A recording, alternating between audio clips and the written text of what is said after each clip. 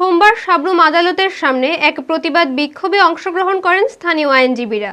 তারা অভিযোগ করেছেন, সাবরুমের এক্সিকিউটিভ ম্যাজিস্ট্রেট তথা এসডিএম গত 7 জানুয়ারি আইনজীবী রতন নাথের সঙ্গে খারাপ আচরণ করেছেন এবং তাকে হুমকি প্রদান করেছেন।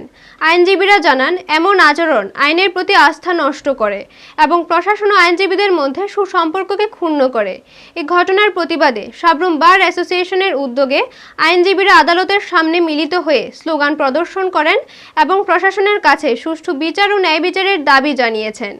আইনজীবী রতন নাথ ইতিমধ্যেই সাবরুম থানা এক্সিকিউটিভ ম্যাজিস্ট্রেটের বিরুদ্ধে অভিযোগপত্র দায়ের করেছেন।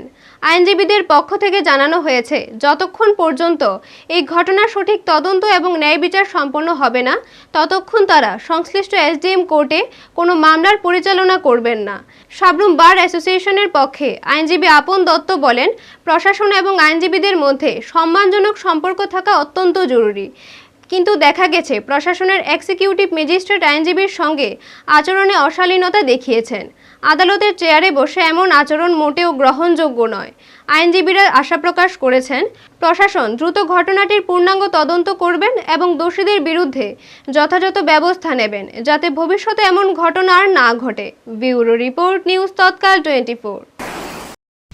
এক্সিকিউটিভ ম্যাজিস্ট্রেটের দ্বারা মামলা চলাকালীন উকিলবাবুদের সাথে মিসবিহেভ করার জন্য আন্দোলন চলছে চলবে চলছে চলবে আন্দোলন চলছে চলবে চলছে চলবে উকিলবাবুর উপর অশালীন মন্তব্য এবং শারীরিক নিগ্রহ করার প্রতিবাদ চলছে চলবে চলবে।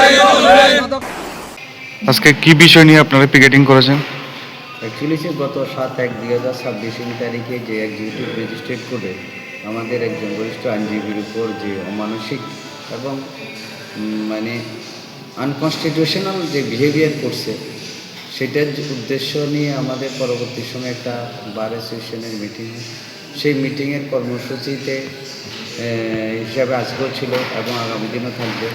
সেটা হলো ওনার যে অ্যাক্টিভিটিস, যে ওনার যে মিসবিহেভিয়ার এবং by try to physical assault যে একজন অ্যাডভোকেটের উপরে, সেটার প্রতিবাদ আমরা জানাচ্ছি। এবং সেই আমাদের বারের যে ডিসিশন ছিল যে আমরা যতক্ষণ না এটার সঠিক সুরা হতো না এবং আইনগত পদক্ষেপ হতো না, এবং সেই ততক্ষণ টিল নাও আমরা সেটা কর্মসূচি থাকবে আমাদের ওই এসডিএম কোর্টে। আমরা কোনো লয়ার এফআইআর হবে না, তবে আমাদের একটাই লক্ষ্য থাকবে যাতে কোনো লিটিগেন্ট পাবলিকের কোনো যাতে হ্যাম্পার না হয়। এটা আমাদের বার অ্যাসোসিয়েশন থেকে সিদ্ধান্ত নেয় এবং সেই সিদ্ধান্তের কর্মসূচি অনুসারে আজকেও আমরা সেটা একটা সবাই সম্মিলিতভাবে একটা অভিযোগ জানাই এবং সারা ত্রিপুরা রাজ্যের কাছে আমরা বার্তা পৌঁছানোর চেষ্টা চালাচ্ছি। আপনারা দেখছেন নিউজ তৎকাল 24।